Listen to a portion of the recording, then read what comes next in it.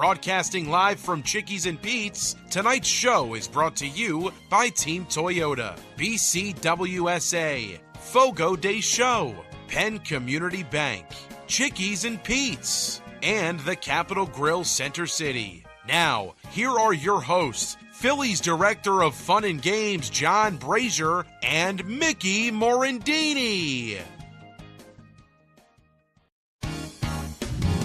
This is the Bull Session, a weekly recap of your 2025 Philadelphia Phillies. Broadcasting live from Chickies and Pete's, tonight's show is brought to you by Team Toyota, BCWSA, Fogo de Show, Penn Community Bank, Chickies and Pete's, and the Capitol Grill Center City. Now, here are your hosts, Phillies Director of Fun and Games, John Brazer, and Mickey Morandini.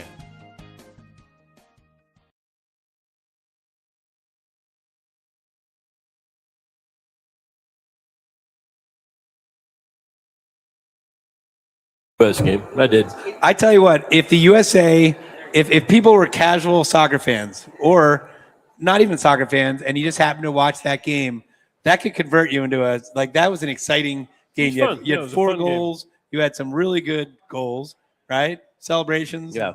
Am I not exciting you on the No, World Cup? I'm a big soccer. I have a daughter that played soccer, college soccer, and got married to a Croatian who's soccer fan. So soccer is in our family, and my wife loves soccer. So, but I've been busy watching baseball, so I haven't watched. Oh, you had something else to do. Well, apparently.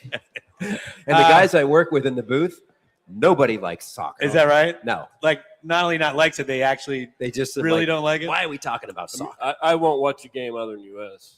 Right. I lived in Manchester, England for a year, and I went to a lot of Man United games. And so I've kind of, when you go over there, it's a different feel. And I played soccer in high school, but I do enjoy this. But it's probably a different feel when you're at the stadium. It's great, too. Especially like international. Hockey. Yeah, it's international. You have the drums and you have everyone chanting and the whole deal. And what I love about the World Cup so far is following certain Europeans or others that are coming over to America for the first time. Have you seen these on X or Instagram? These guys going to the Waffle House for the first time, or going to a Buc-ee's, right? Or going to Walmart, or they're getting excited about every little thing, right? Texas barbecue. It's pretty funny. There's a guy, Freddie. You got to start following a guy named Freddie. He's the one who got overly excited on the Waffle House. And I think he's also the guy that got excited about cheerleaders, because they don't really have cheerleaders over in Europe, and we have cheerleaders here. So a lot of stuff going on. We just wrapped up the NBA Finals. I don't know if Villanova won or the Knicks won, but or maybe they both won. Carolina Hurricane just won the Stanley Cup. Rod Brindamore, former Flyer coach. He won it as captain in 2005 with the Hurricane. Now he's winning it as a coach. That's pretty cool.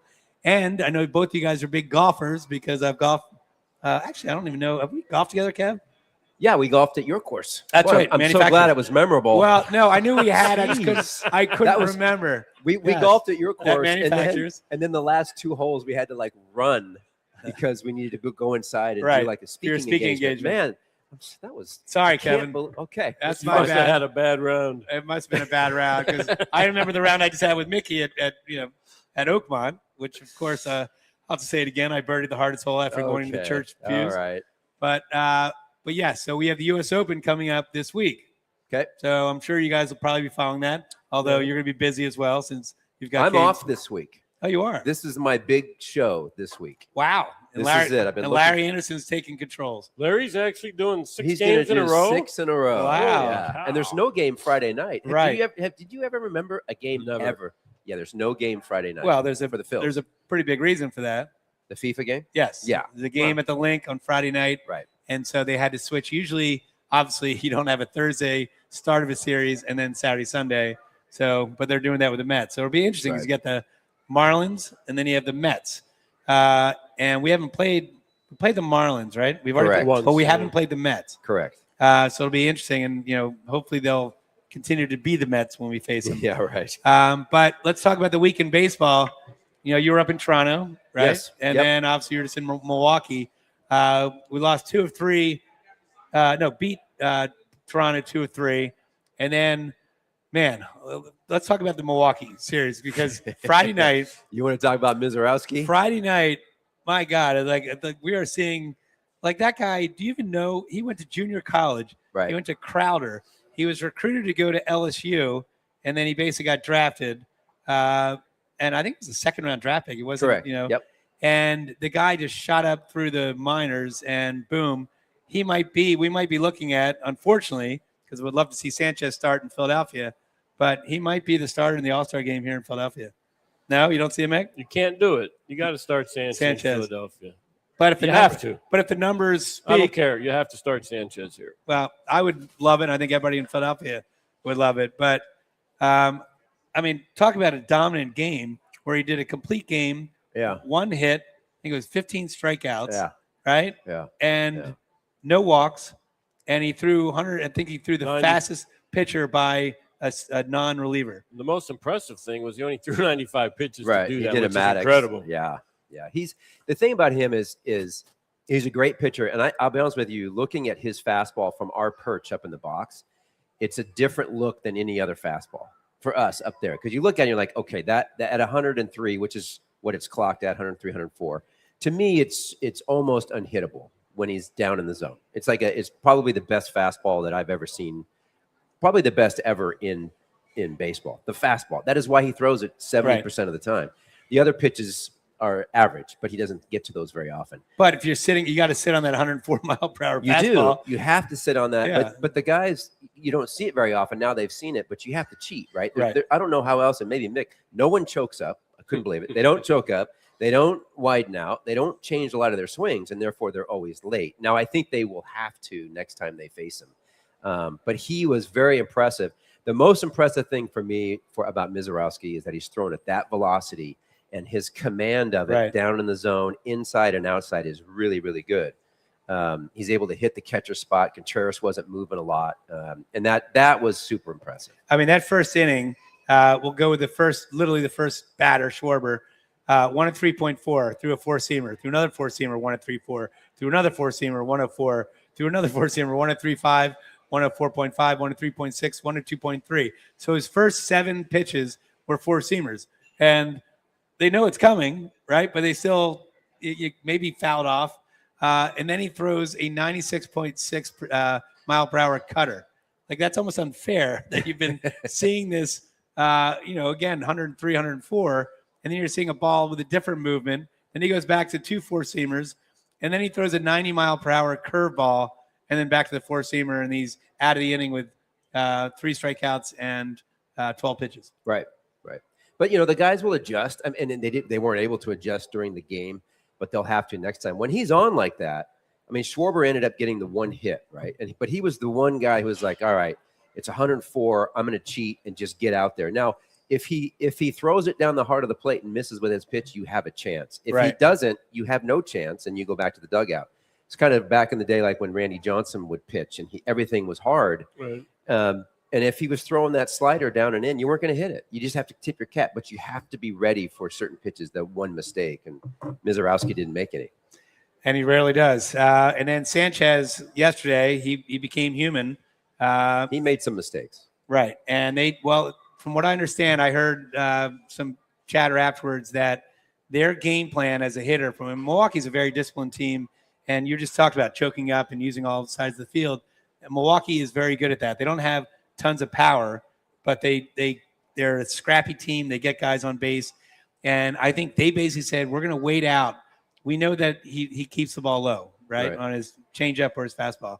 And we're just going to wait till we see something come up.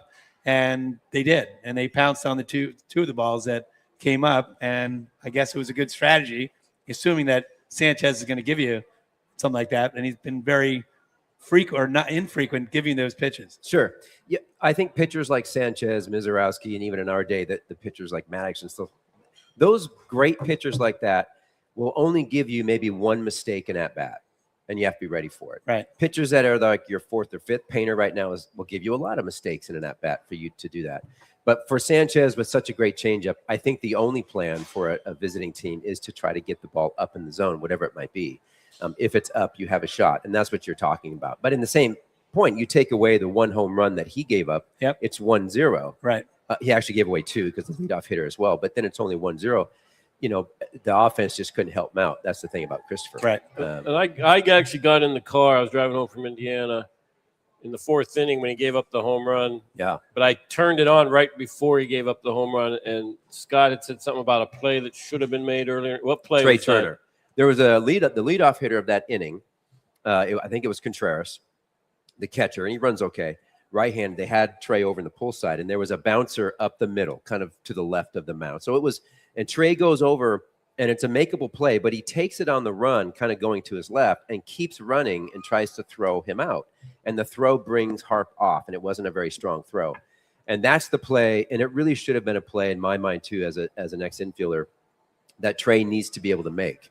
Now, the technique, he throws and fields everything on the run. That's how Bobby they've just decided that's how you're going to do it. There are times, and too, Mick, from second, that you have to speed up. You have to have that feel of, I got to be quicker here. Right. And there are some quicker techniques other than throwing on the run, and that would have been one. And would it have been a spin play or just no? Come around the ball more? It would have been a get around the ball, and I call it a 2 hands down low, where you catch it, quick step, and throw. Rather than catch it, bring it up, you're running, and then try to throw on the run. It just takes an extra second to do that. Right. That's the play where it goes as a base hit, and Scott gets after him on that kind of stuff. It's easy from the booth, and it's much different when we're down there, but that is a play that led to the leadoff guy getting on. Gotcha. Well, here's the Phillies record since all the pitchers have been together. So this is post Taijuan Walker. Here's the record, the Phillies record behind each pitcher. So Sanchez, they're 7-2. Wheeler, they're 7-2. Luzardo, they're 7-2. Nola, 7-2. Painter, 1-7. Bullpen, 1-0. So for the most part, with their 4 stud guys, and hopefully Painter's going to figure it out at some point. But again, every one of those guys is 7-2 when they're pitching. The team is 7-2. So wait, give me that again. The team is 7-2 behind Nola. So since the rotation together, a lot of comebacks. Yeah, I guess that they must have had some. Gave up runs, but they ended up winning. This is after Wheeler came back. After Wheeler came back, okay. Since everyone's together. So yep. So yeah, it's basically you're taking out Taijuan Walker when he was basically the 5th starter. So they're winning. Now, again, it might not be pretty in some circumstances, but they're winning. And then you don't have the run support for each starter, do you? I don't. But yet again, you're facing, going back to Milwaukee, you're facing not only Wiz, but you're also facing Kyle Harrison. Kyle Harrison was 7-1 coming into the game, left-hander. We have trouble against lefties, although of late we've not doing so well. And it just shows you sometimes when a team makes a big trade, right? If you remember, Rafael Devers got traded himself out of Red Sox, right? So they traded 3-time All-Star Rafael Devers for 4 players. And that was Kyle Harrison was a big part of that. Jordan Hicks, James Tibbs III, and Jose Bella. Well, then the Sox end up dealing Tibbs and Zach Earhart to the Dodgers. They traded Harrison to the Brewers along with Shane Drohan, who's also pitching well, and a couple other. And the big part of that on the other side was Caleb Durbin and Hamilton, right? But Caleb Durbin was the other one coming back. Yeah. But I tell you what, in all those instances, the Red Sox, Tibbs is one of the top prospects for the Dodgers. I think Tibbs has 19. I think he's got here you are. He's hitting 307, 19 home runs in AAA. Jordan Hicks, is serviceable, but Kyle Harrison right now is 8-1, 2.47 ERA. So I guess sometimes it's just hold on to your guys, right? Well, yeah, but there's so many things that go into that. Right. Kyle Harrison now goes to a Brewers team that is a really good offensive team. So I saw him yesterday, a 2-pitch guy. He's good, but I don't know if he's that good. Right. But he certainly shut the Phillies down. But the team behind him is really good versus the Red Sox. So you got to take all of that into consideration, right? I mean, nothing against Durbin, who's not having a great year, but Hamilton was with the Brewers. He got traded to the Red Sox, didn't get much of a chance, and now he's getting a chance. Things like that happen. So I get your point, but at the same time, you got to have the rest of and they were saying too, Harrison didn't have any control when he gets to the Brewers. Someone was explaining tunneling. I guess tunneling is when you have your shoulders squared up to the plate, and he just kind of has that narrow focus, and he's throwing strikes. But before that, he had trouble. Before he got to the Brewers, he was having trouble throwing strikes So I guess maybe they adjust his mechanics. Every single pitching coach, Mick knows this too. Every pitching coach, like if Mick was a pitcher and I'm a pitching coach, and I'm like, you know what, I can change Mickey and make him an all-star. Right. Every pitching coach will say the same thing. So they get Harrison over the Brewers, and all they really did to do that is they moved him from one side of the rubber to the first base side because he was missing everything left-handed. He was throwing everything. He was missing away to righties, missing away. By moving him to the other side, he crossfires in. Now he doesn't miss as much. So you can call it tunneling. Right. But that's really the adjustment they made, drop the cutter, and then he's been better. But at the same time, he's been getting some run support other than Vegas. You know, Kevin should be a broadcaster. He should be. If he's thinking about like a second career. Think of broadcast. He analyzed that pretty. Yeah, but keep in mind, I was just there like talking to their coaches and find out, okay, what did you do? Right. He does his homework. He does. I try. Yeah. I try. Were you good in school? Oh, man, I was – I'm a baseball announcer, dude. Well, winners win. Wapner Newman has been winning for families throughout the Philadelphia area and New Jersey since 1978. You need a winner, call Wapner Newman, 215-569-0900 or visit wapnernewman.com. All right, coming up on the show, we got more with Kevin Stocker. Let's talk about your broadcasting career so far because you've been doing a lot of fourth and fifth innings of play-by-play. Yeah. We'll get into what it's like, the difference between really play-by-play and color analyst. You listen to BCWSA Utility Services Bull Session presented by Wapner Newman, live from Chickie and Pete's on South Philly. Hey, BCWSA customers, this is Tommy Green from the 1993 National League champion Phillies. My friends at BCWSA are committed to providing us with safe, reliable water and sewer services. They operate state-of-the-art treatment facilities, provide clean drinking water, and make much-needed investments to protect our environment and ensure a sustainable future. Learn how BCWSA's investments help grow and serve our communities. Visit bcwsa.net. BCWSA, proven. Need auto service in a hurry? No one offers more service centers than the Peruzzi Automotive Group. More certified trained technicians to get you in and out. Appointments available within 24 hours. All makes and models. PA state inspections and emissions to major work including collision. All located on Route 1 in Fairless Hills. Visit any Peruzzi dealership for fast service. Peruzzi Buick GMC, Peruzzi Nissan, Mitsubishi, or Mazda, and their collision center. Penn Community Bank, we're your financial partner for all of life's moments. Our checking accounts are designed with you in mind, providing convenient access and 5-star mobile and online banking services to help you achieve your goals. Right now, you can earn a $350 cash bonus for opening a qualifying new checking account with direct deposits in the first 60 days. Visit PennCommunityBank.com/cash bonus to learn more. Penn Community Bank, here we grow. Offer terms and conditions apply. Limited time offers subject to change. As for full details, member FDIC. Hi, it's Pete from Chickie and Pete's. Bring your party to Chickie and Pete's. We can handle groups of all sizes at our locations across the Delaware Valley. Big parties, small parties, company parties, family parties, get-togethers with friends. Order off the menu or our special catering options. We can do it all, including coming to your home or office or special Play 2 party packages at our South Philly location. Book your party today. Hurry, the space is limited. Visit ChickieandPete's.com for details. Chickie and Pete's is official caterer of the Philadelphia Eagles Touchdown Club and a proud partner of the Philadelphia Eagles. We now return to Chickies and Pete's for the Bull Session. Once again, here are your hosts, Phillies Director of Fun and Games, John Brazer, and Mickey Morandini. All right, we are back to BCWSA Utility Services Bull Session presented by Wapner Newman. We are live from Chickies and Pete's in South Philly. I'm John Brazer, joined by my co-host Mickey Morandini and our guest Kevin Stocker. And we talked a little bit about the All-Star game, potentially who could be starting it. But I tell you what, if everyone stays healthy, right, that National League pitching staff, both on starting and on the relieving end, could be pretty crazy. We mentioned Sanchez, you mentioned Wiz, right, in whatever order. Wheeler could be in there. You could have Chris Sale in there. You have Chase Burns that's in there. You got Yamamoto, who almost threw a no-hitter. You got do any of those names? Do you want to face any of those names?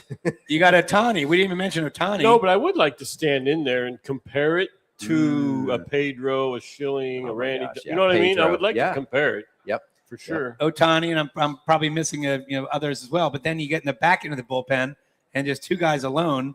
Duran, who's given up one blown save, and then you got Mason Miller. Right. So you could literally stretch it out. All the guys I just mentioned right there are one inning, and again, there's probably some setup guy I'm not thinking of, or maybe even a starter that I'm not thinking of. But that's a pretty deadly, I can bet on baseball now because I don't work in baseball. I might have to go the under in the All-Star game, right? Or at least, the under runs scored by the American League. Right. And they're not going to have Judge in there, so they're going to be a little weakened. They're not going to have Jose Ramirez in there. So, this might be the time to. You're not even allowed to comment, probably. I can comment. I mean, it's going to be a great All-Star game here in Philadelphia. I'm with Mick. I think Sanchez, unless he just blows up over the next few starts, I mean, you pretty much have to start him, and they really should. But yeah, I mean, just and that's what you want in an All-Star game. You want your stars to be out and play. That's the other thing. But there's going to be some other question marks, like in the DH spot.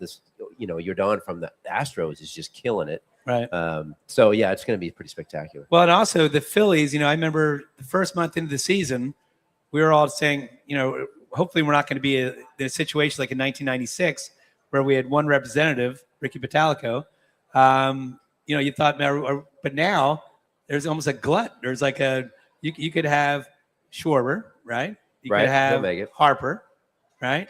You could have Marsh, could make it, right? He's right up there in the batting average. To be honest with you. And then Sanchez, Wheeler certainly has a case. And now he missed the first month, but still he's putting up great numbers. Right. And then Duran. Right. So those all have legitimate cases. Now, could you have 6 guys? Probably not, because every team has to have at least one guy. Which bothers me. You think it bothers me. If you don't have an all-star in your team, then you should not have an all-star representing. I don't know if they do that in other sports. I don't know if everybody has to be represented in basketball and the football. No, they don't do it. I don't think they do in basketball. I just don't understand that. You're hurting guys that deserve to go. Right. And that bothers me. Yeah. So again, 6 guys, but I think if one guy might be left off, it might be Wheeler again, only because he missed, pretty good amount in the beginning. 2 years ago, he made it and opted not to go, right? Was Wheeler? it 2 years or last year? Wheeler? Yeah. I know one year he opted not to go. It might have been a year ago. He may not even want to go if he makes it. You know what I mean? He might take the rest. I think he'll go. Especially I if think it's home, this year, right? I think he would go. Yeah. Now, with so much going on in the city, right? We're already seeing World Cup games last night. You got just in general, the 250th celebration of this country. Baseball, people are forgetting that baseball in about a month, it's going to be center stage Philadelphia. It's going to be, are you guys as an employee, are you getting swamped? Well, you're an employee as well. Are you guys getting hit up by friends and other people? I've only been asked if I'm going. I have not been asked for tickets. Okay. Yeah. Which the answer would be no. Right. Well, you can publicly speak right here. Anybody listening, you're not getting tickets from Mickey or me. I don't even know if I could get them, to be honest with you. Right. Oh, they're booing us already. Yeah, I will not be in town for the All-Star game. Oh, so you're not even going to be here? No, I won't be here for the All-Star game. Where are you going? Washington State. Okay. Yeah. Why? To see my parents, who I love, and I haven't had a chance to see them and visit them.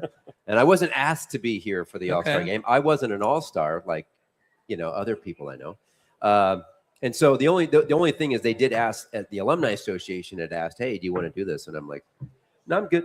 Right. So you have 2 free tickets. Who are you going to give them to? They're gone now. I didn't get them. You didn't get them? No, I had to request those like 3 weeks ago, and I just never did. All right. Yeah. You could have asked me. You could have said, hey, Mick, you need a couple Look, I've asked tickets. you to play golf. I've asked you. You're working all the time. You haven't asked me to play golf. Well, you're always working. When the Phillies are in town. Sorry, we're getting off the rails. No, it's all right. But I do want to ask that on that same topic. So I started in 1994 when the clubhouse, you guys were in there. Is it natural that a double play combination guys like you gravitate towards each other because you're obviously working closely with that guy, right? Like, were you guys pretty tight? You were a rookie at that point. Mickey had been in the league for a couple of years. I think you almost have to gravitate, don't you? Yeah. There's such important positions. Yeah. I think you have to gravitate and get to know each other and learn their style or learn their absolutely. And our styles were very similar. The way that we played hard. We're scrappy guys. Just the way that we approach the game and everything, very similar. And then we're always playing catch. Like, I'm a big believer. I coached for a little bit. He coached at the big league level, but I'm a big believer. Like, I would want my middle infielders playing catch all the time. I want my outfielders playing. I don't want to play catch with another outfielder. Right. It's just a different type of thing, And so were you guys working mostly with Bo or Vuk? Who was like your back then? I would say more Larry, but Vuk hit ground balls to us all the time. So it was a mixture, but Larry more than Vuk. Well, and I remember too, Kevin, that Larry said to you, you already had a veteran team. You had a veteran. The '93 team was a veteran team, and when you came up, he said, "Look, I don't care what you do at offensively. Just field the ball.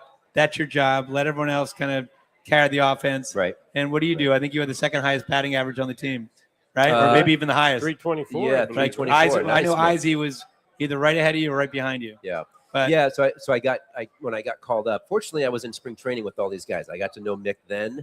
They got to know me, how I played, that sort of thing. But when I got called up, I made it to the ballpark. He comes in, I'm in my locker, and he shook my hand and said, "Congratulations." And then he literally poking me in the chest. And I'm not exaggerating. Just catch the bleeping ball. Right. And I'm like, okay. And so that took a lot of pressure off. Now, I will say this. This is just my opinion. I don't know if you have found this. I get what he's saying. Just catch let no one cares. But in reality, if I'm hitting 100, I'm not staying. Come on. They said the same thing with Rojas a couple of years ago. We don't care how he hits. He was catching it fine, couldn't hit. He was out. So you still have to be a ball player. Like I could hit. I get what he's saying, but I was also I could hit, for crying out loud. So now, did you get a good feel of the team in that spring when you guys had the brawl against the Cardinals? I did. Did you was that kind of the moment where you said, "All right, this is going to be a different year"? Yeah. Yes. I'm in spring training and the team took off. And I don't remember, one of the coaches grabbed me. I think Mick was out on the field, but I don't even know if you were on that trip. Were you there? I didn't go on that trip. Yeah, maybe that's why I was there. To kind of fill in. And someone had kind of put their arm and said, "You don't go anywhere." So I didn't go out. It was everybody else that went out there. But I don't know. I mean, back then, the game itself, even in the minor leagues, was, I don't know if the right word is tougher, different. It was just a mentality of more protect your guys, protect yourself, versus now it's, no one really throws in like they used to. It's all showmanship. Yeah. I wouldn't mind some of that. And how about, did you guys I don't know if I would wear any. I really don't. Unless I hit a ball off my shin, I would probably wear a shin guard to protect hitting it again. But I wouldn't wear the elbow pad, and I wouldn't wear. I might wear that, but I hit 8 more than you. I'm telling you right now, I would not put those mittens on. What about the C-flap? Would not put the mittens on. Oh, the mittens, no. But I know how to slide. I don't need to put mittens on. It does give you extended fingers, though. Well. Now, everybody now slides head first. Did you always slide head first? No. Like in home, we didn't slide I would only slide head first, like on a triple, because it looked pretty. Right. Hot dog. Nick, because I never slid head first, rarely on a stolen base. I would always do the pop-up slide. Yep. Well, you're telling me you cared about aesthetics where you would slide in head first? No, I'm kidding. I wanted to be like Pete Rose. Yeah.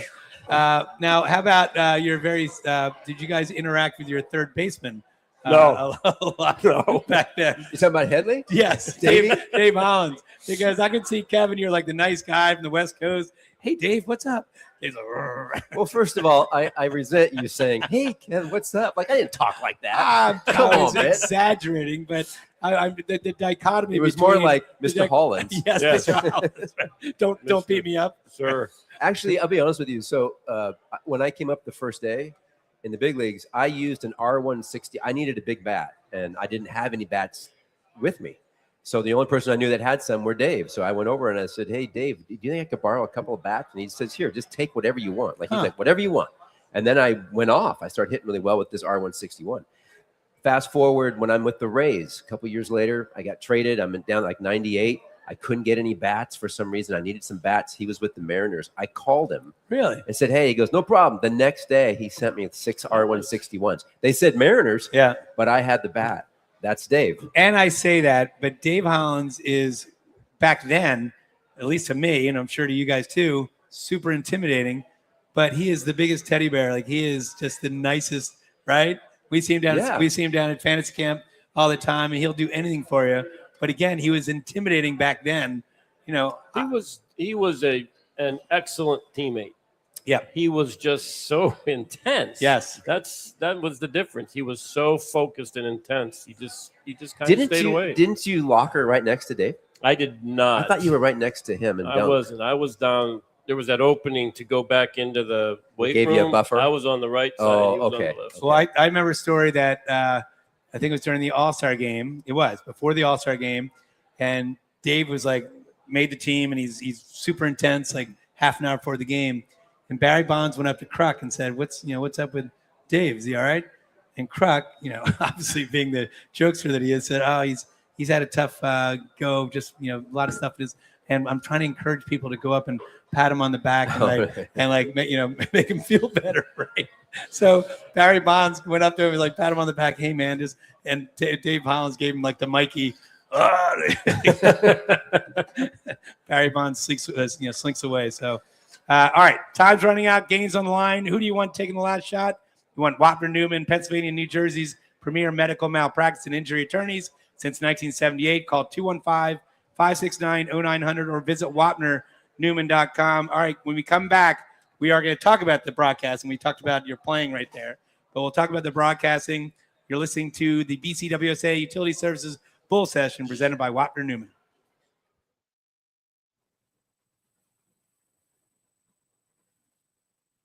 Hi, it's Pete from Chickie and Pete's. Bring your party to Chickie and Pete's. We can handle groups of all sizes at our locations across the Delaware Valley. Big parties, small parties, company parties, family parties, get-togethers with friends. Order off the menu or our special catering options. We can do it all, including coming to your home or office or special Play 2 party packages at our South Philly location. Book your party today. Hurry, the space is limited. Visit chickieandpete's.com for details. Chickie and Pete's is an official caterer of the Philadelphia Eagles Touchdown Club and a proud partner of the Philadelphia Eagles. Need auto service in a hurry? No one offers more service centers than the Peruzzi Automotive Group. More certified trained technicians to get you in and out. Appointments available within 24 hours. All makes and models. PA state inspections and emissions to major work including collision. All located on Route 1 in Fairless Hills. Visit any Peruzzi dealership for fast service. Peruzzi Buick GMC, Peruzzi Nissan, Mitsubishi, or Mazda. And their collision center. Hey BCWSA customers, this is Tommy Green from the 1993 National League champion Phillies. My friends at BCWSA are committed to providing us with safe, reliable water and sewer services. They operate state-of-the-art treatment facilities, provide clean drinking water, and make much-needed investments to protect our environment and ensure a sustainable future. Learn how BCWSA's investments help grow and serve our communities. Visit bcwsa.net. BCWSA, prove it. At Penn Community Bank, we're your financial partner for all of life's moments. Our checking accounts are designed with you in mind, providing convenient access and 5-star mobile and online banking services to help you achieve your goals. Right now, you can earn a $350 cash bonus for opening a qualifying new checking account with direct deposits in the first 60 days. Visit PennCommunityBank.com/cash bonus to learn more. Penn Community Bank, here we grow. Offer terms and conditions apply. Limited time offers subject to change. As for full details, member FDIC.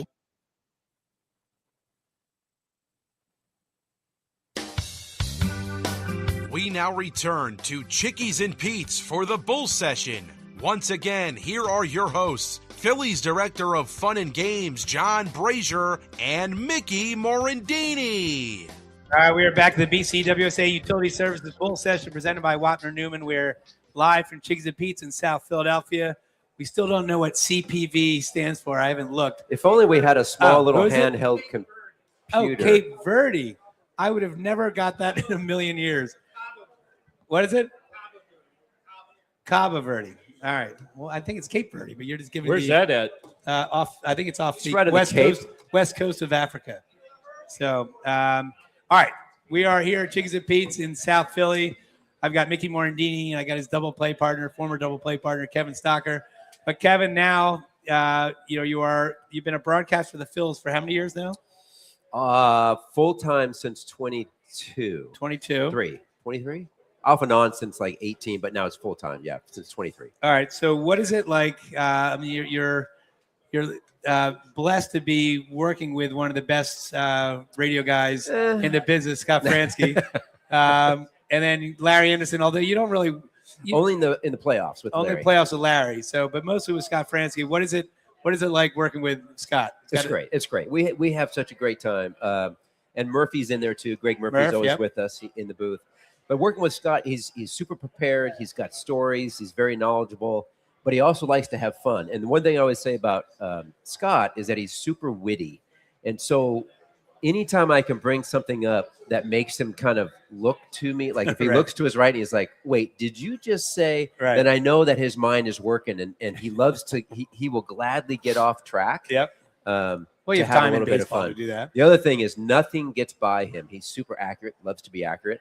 So if I say something that's a little off or whatever, he'll laugh at me and make fun of me for sure. But it's always so much fun. Have you caught him in accuracy?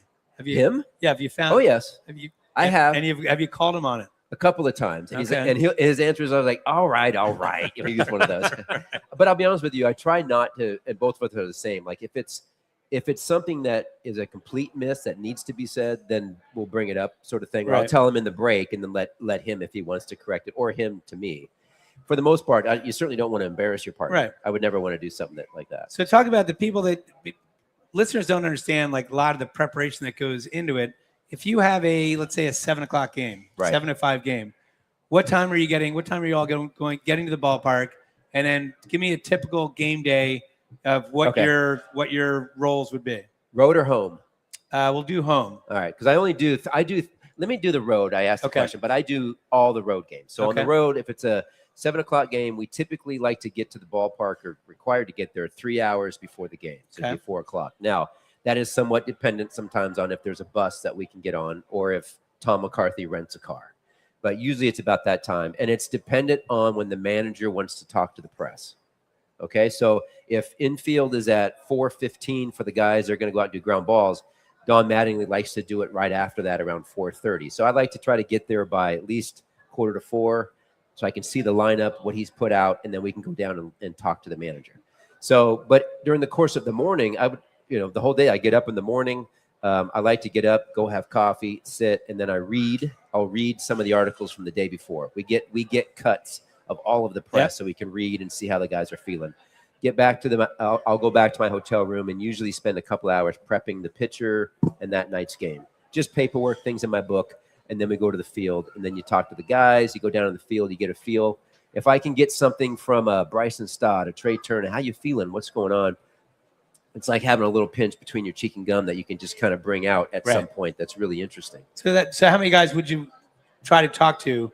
It depends. Usually it's just around the batting cage, unless I need something specifically. Right. If I need to go talk to Bryce Harper, I'll have to go find him because he's rarely on the field. I would go ask him, and he's always open to that. Yep. He's fine. He knows who we are. But usually it's just around the batting cage. I can go out and just chit chat, and whoever's out there hitting that day, or the coach, or that sort of thing. All right. So then when you're done the prep, then obviously you. So then you get all done. You go back up to the booth again. A 7:00 game. So I'll sit down in the booth, write out the lineups. I have a book. I write the lineups out. Now that I do some play-by-play, I like to put some different notes like batting averages, home runs, that kind of stuff. I never really cared about. Yeah. Scott always did that. But now, I want to know and make little notes. Like if I had Mickey, let's say, playing second base, Mick had a 10-game hitting streak, then I could put down 10-game hitting streak, that sort of thing, and maybe have a comment from him. But then on radio, so the game starts at 7, we go on at 7. We're not doing like TV does, a bunch of pre-work and stuff. We don't have to do that. And then I'll usually eat something about 45 minutes before, get something in my belly before we get on the air, because then I usually don't leave my chair. So that's a full day, right? And then, it's a real job, John. No, I know. Believe me, as a play-by-play broadcaster for WBCB down in spring training every year, right, Chris Ermer? And then doing the play-by-play, so now you're doing 4th and 5th. Correct. Right? What is that? What is the big difference there? You mentioned some of it about the preparation, but what's the big difference of doing that as opposed to color commentator? Well, doing the color stuff is what I'm known for and what I'm really good at. So, and it's because I played, I can give a different insight of why something happens. Why did Trey not make that play versus he just didn't make it? What are the, that stuff I love. I love the analyst part of it. At the same time, bringing in some fun stories. Doing play-by-play is much more, you got to keep your eyes on it and try to stay on the play. And that's a challenge because I see the game, and I'm sure Mickey's the same way. When he watches and there's a guy on first and the ball goes in the corner, Mick already knows what's happening to the runner on first based on where the ball is. That ball's going in the corner. I got to line up to get him at home. It's instinct. It's habit.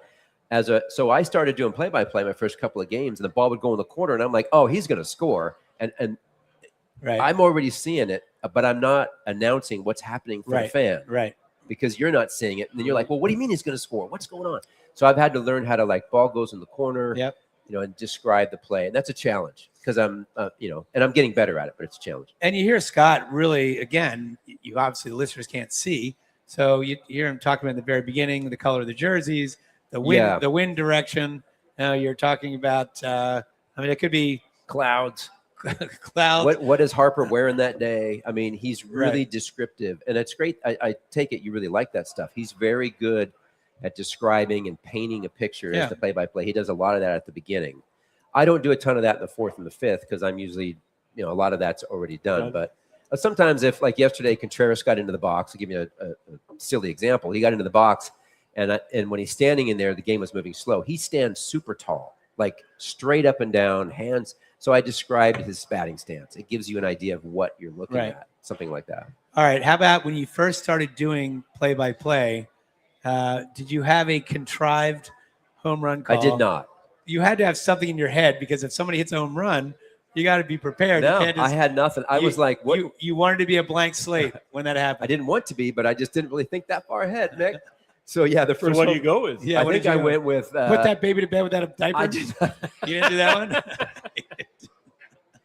I did not do that. I think that would have been a good one, right? Grandma hide the cookie jar. What would you do? The thing is like, you just don't know when it's going to happen. So it's a good point. I've asked like Rob Brooks a little bit. It's like, maybe I should have a call. And he's like, you know what? The problem with having a call is that you can't be in the moment. For example, Scott Fransky, when he did Bedlam at the Bank, now, maybe that was prepared, maybe it wasn't, but it came to him in the excitement.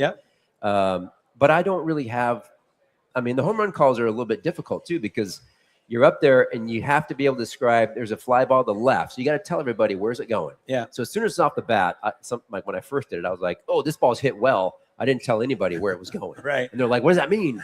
So now it's fly ball to left, ball, he's going back to the track, to the wall, and it's gone. That's kind of what I'm doing. The first one I think I did, and it's a home run. One of them with Harp I got to call, and I think I said, the ball went out, and I think it just came in. I just said, that a baby Harp, something like that, because it was exciting. But I don't have anything. Well, now also a lot of these ballparks, because the broadcast booth is prime territory, right? It's hit? It's valuable real estate as far as where it is. So you're seeing a lot of the newer ballparks.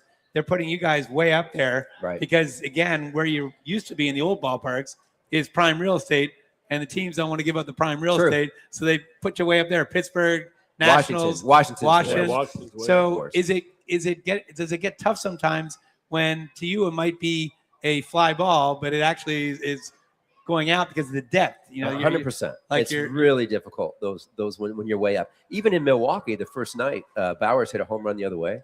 I think it was the first night, and he hit it was an absolute bullet line drive. And I'm like, this ball's hit the left center. Oh, this ball's gonna bang off the wall, and it went over. And I was so surprised. You could hear it in my voice. That happens. Can you tell by the sound coming off the bat that it's yes, really hit good? Yeah, in Milwaukee you could. In other places, I can't remember. Maybe Toronto. It sounded loud every time, even when they broke a bat, and so then it was a little bit more difficult. So what I do is, when there's a fly ball hit, I try to fly ball to right, and then sometimes you can peek at the hitter, and sometimes they'll tell you if he's standing there flipping. That's right. That's exactly right. Little tricks like that. Do you have a favorite city to go to as an announcer, different from as a player? Well, my favorite one right now, the Dodgers is awesome, and Petco Park down in San Diego are both great for both. I hit well in LA, so I liked LA, but you're right down close, kind of like you said, it's an old park, so we're still right on home plate. Same with Petco, it's just beautiful there. So those are my favorites. And then if you have a day off, right? You have a day off. What city? Well, I know that was my question. You have a day off. What city do you want to go to the most? Because somebody's got a connection to get you on a great golf course. Yeah. Well, Milwaukee's good. There's a gentleman there that is a huge Philly fan that has a course. He lets us play. That's cool. And you had an off day there, didn't you? We did. Yeah. We actually played this last trip. We played like 3 rounds. How about Chicago? Can you play? No. I mean, Sarge, when he was there, Sarge knows every single But you could also show up and say, I got a connection, and then be like, oh, did I not tell you it was $200 to play? I'm sorry. That happens. That happened for me. Rich Doobie asked me to get him on, I think it's Liberty Hill now, the Union League. Union League. I got him on, and he was so mad when he got back. He's like, yeah, great. Hey, Boa, you want to play golf? Brazier hook you up. You got to pay $300. Well, he killed me, and he killed me for 5 months. Killed me. And someone asked if somebody wants to play Marion, and I could bring somebody. And I felt like I had to bring Rich Doobie because Rich Doobie gave me so much grief. And I barely got him off my back after a free round of Marion. Oh, my God. You're right. So I'm sure he said, do I have to pay? He did. And I told him no, but you can't give me grief anymore. And he still did. All right.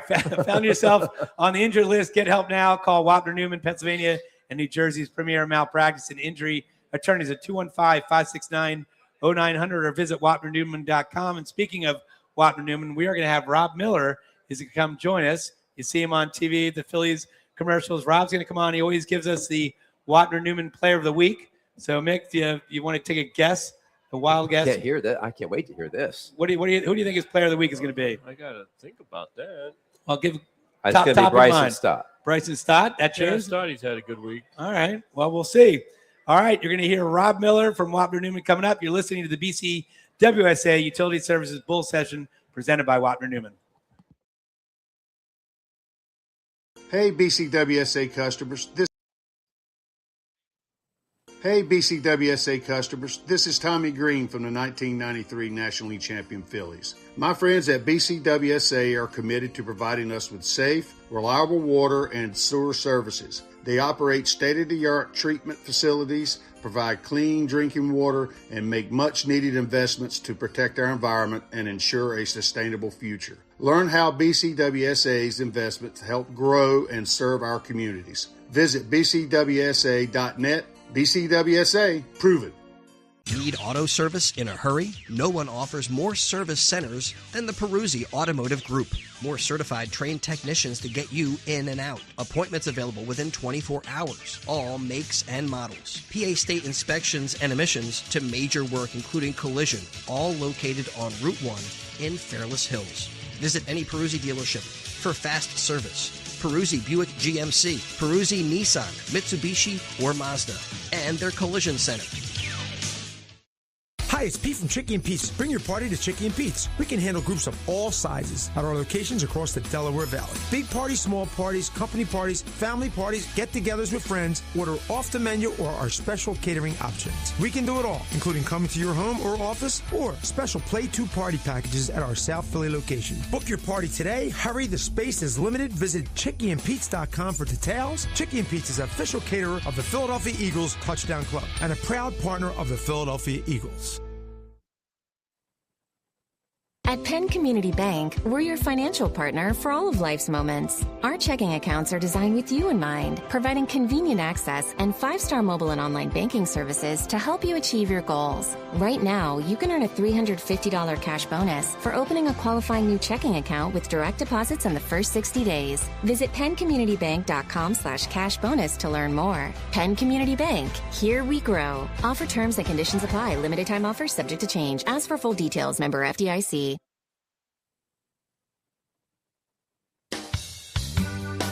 We now return to Chickies and Pete's for the Bull Session. Once again, here are your hosts, Phillies Director of Fun and Games, John Brazer, and Mickey Morandini.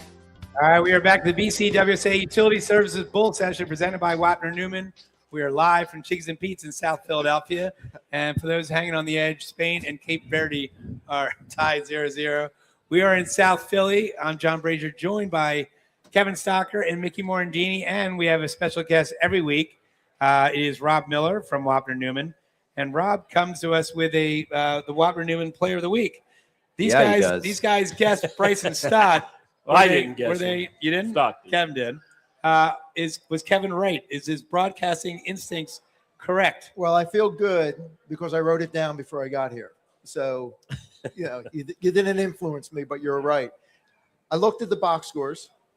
3-3 road trip. When I saw you last, they were 4 4-2 on the West Coast. Yeah. So, you travel, you go 3-3. That's pretty good. And these tough matchups, I think, both series. So if you look at Bryson's numbers, he had 8 hits, 5 RBIs, 3 runs, lifted his batting average 14 points. I think he had a pretty good week. I think he's the Philly of the week. Wow, I like it. Was there a close second? Games? Not really. Now, Kevin, you went to all the games, so did that come pretty quick, easily to you? Like just almost on a field type thing? Yeah. With Bryson? Yeah. So, and all these numbers, he's right. Bryson, part of those hits, too, he had three of the games. He had multi-hits with some doubles in there. Viewing the games, those hits, too, were other way. Line drives the other way in Toronto. He had a couple really good ones where he stayed on top. And then he could still pull a couple for some RBIs. So I thought Bryson played really well, and he did it against righties and lefties. He's playing every day now. That's another thing with Don Mattingly. He's really being an ex-player. He's more of everyday player. Marsh is playing against lefties. Stott's playing against lefties. So, yeah, I like your pick. Nicely done. I thought one of the things that when he's going well, we saw this in spring training, we saw at the end of last year, fouling off a lot of pitches. Extending the at-bat, yeah. So he's averaging 4.1 pitches per at-bat, right, this year. Yep. Typically, he's usually around 5, a little over 5 in his career. And so it tells you that he's been really early in the count. Now, it doesn't mean he's hitting bad. He was real quick to say early in the year he's hitting the ball hard. He's just not getting anything to drop in there, and I get that.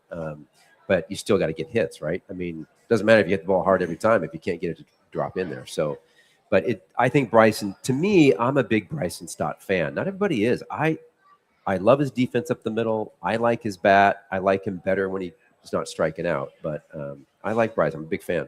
What do you think? Sorry to steal your question, Rob. But Marsh is basically, I think he was a big prospect, right, with the Angels, and we get him over in the trade for Logan O'Hoppe. But he's really has he figured it out, or is it just the balls are dropping? Has he changed the mechanics? What is the secret behind? You talking about offensively? Marsh, yes, offensively. Well, he has made a mechanical adjustment this year. He made one, and that was he was always a guy that had his toe pointed kind of toward the pitcher on setup. He's now closed it, so it's closed off the front side, the front much better, the hip and the shoulder. In saying that, his biggest issue has always been swing and miss, a lot of chase. Now, whenever he hits the ball, when he would hit it, he would get base hits. Yep. His batting average of balls in play is one of the best ever of anybody. So this year and when I talked to him about it, he said, you know what? He goes, I'm just trying not to be Superman. I'm like, okay, what does that mean? right. And he said, basically what I do is I can't cover the whole plate. So he's starting to kind of pick a side. So let's say he's going to face, this guy yesterday who's pitching. He would pick a side of the plate. I'm going to cover middle away, and the ball's in. I'm going to take him. Right. Because I can't swing everywhere. And by doing that now, he's getting his pitch at least once in at bat, and he's hitting it versus missing it like he did in the past. So that combination is that sounds very almost too logical, right? I guess well, in baseball you got a lot of swing. How did you do it, Mick? When you hit off of a pitcher, did you choose side of plate or did you look pitch?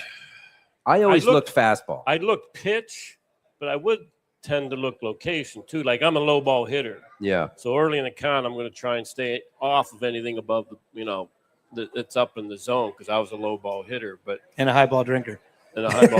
Well said. But there's certain pitchers you cannot literally cover the whole plate. That's like right. a Greg Maddux, you just can't do it. Right. So you really have to take inside or outside. He's only saying that because he. Well, I did. I was successful. Greg Maddux very well. I did that, but I wish you would have shared that information. If somebody like Mizorowski.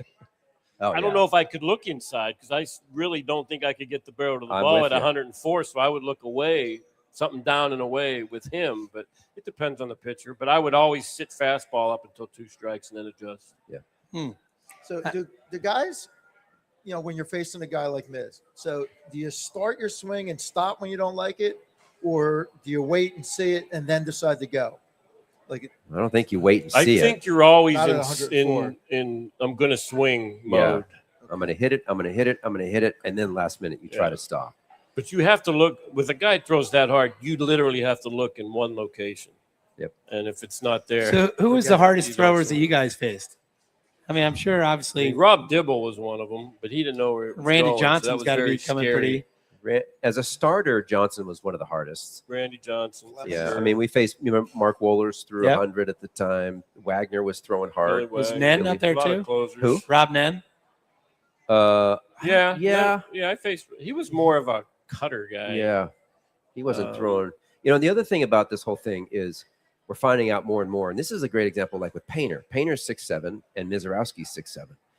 They both throw 98. Well, one throws 100, right? But one of the differences is, and a lot of this comes from Don Mattingly, is the way Painter throws, and this is something they're trying to address, he shows you the ball really early, whereas Mizorowski hides the ball until late and then releases it. There's something in the delivery. With Painter, you get a good look at it out of tracking it. Yeah, so you get an early look at it as a hitter.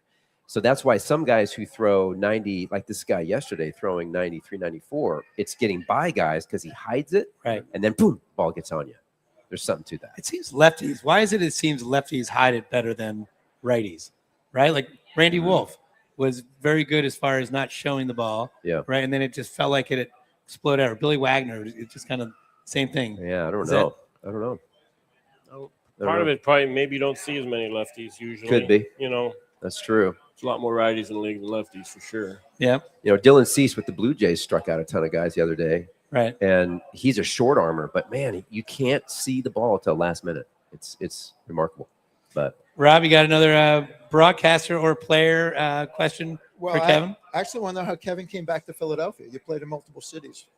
What was your connection back to the city? Well, I always come back every year for alumni weekend. That was one thing that we started doing, which is a wonderful thing that the Phillies do. So they bring people back. It's not always like that with other teams. I mean, the Devil Rays, I don't even know if they have an alumni association, honestly. But Philly was my first team, and we won here. I have a lot of friends. Mickey's here and people are here. So that was one. But the other thing is I was broadcasting college baseball for almost 20 years. So I've been doing it. So they had me come in 2013. They called me and said, hey, come do 3 games. I'm like, okay. So that was easy. I came back in 18 and so forth. So they kind of had a beat on me broadcasting. And so coming back here was just a natural progression. And once my kids all left the house, the darn kids, they get up, they left. My wife was like, can we leave now out in the Pacific Northwest? And it was right when they asked me to do this. I'm like, sure. Where's she from?